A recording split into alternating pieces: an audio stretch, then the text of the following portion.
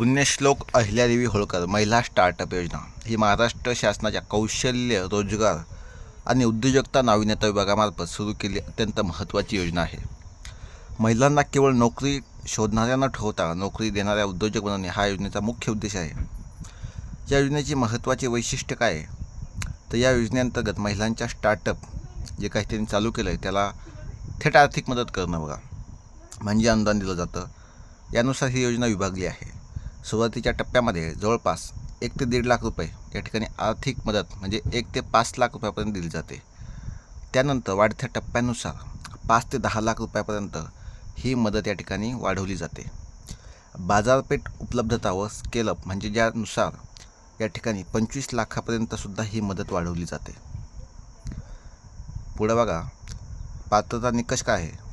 महिला भागीदारी संबंधित स्टार्टअप किंवा व्यवसायामध्ये महिलांची भागीदारी किमान 51% किंवा त्यापेक्षा जास्त असणं आवश्यक आहे असं त्यांनी स्पष्टपणे या ठिकाणी सांगितलं आहे. शासकीय नोंदणी काय, महाराष्ट्र राज्य नाविन्यता सोसायटी किंवा केंद्र सरकारच्या TPIITकडे नोंदणीकृत असावे. स्थान, स्टार्टअपचे मुख्य कार्यालय किंवा व्यवसाय क्षेत्र महाराष्ट्र राज्यात असणं आवश्यक आहे असं त्यांनी सांगितलं.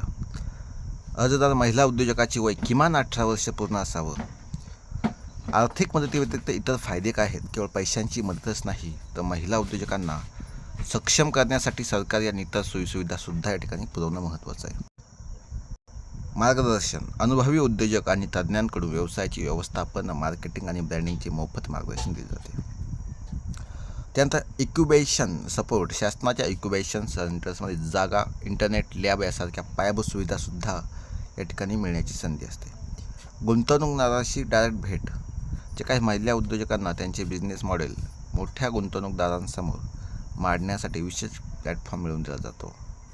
आवश्यक डॉक्युमेंट काय आहेत, महिला उद्योजकाचे आधार कार्ड, पॅन कार्ड महत्त्वाचे आहेत. स्टार्टअप नोंदणी प्रमाणपत्र महत्त्वाचे आहेत. कंपनीचे इन्फॉर्मेशन सर्टिफिकेट किंवा भागीदारी महत्त्वाची, ज्यामध्ये 51% जास्त मालकी असणं महत्त्वाचं आहे. बिझनेस प्लॅन महत्त्वाचा आहे. व्यवसायाची माहिती असणं, भविष्यामधील नियोजनसुद्धा महत्त्वाचं आहे. बँक खाते आणि कॅन्सल चेक हे सुद्धा तितकंच महत्त्वाचं आहे. अर्ज कसा करावा, ही साईट आहे बघा, या ठिकाणी जाऊन तुम्ही अर्ज करू शकता. या ठिकाणी कोणतीही माहिती पाहिजे असेल तर कमेंटमध्ये नक्की कळवा. जय हिंद, जय महाराष्ट्र.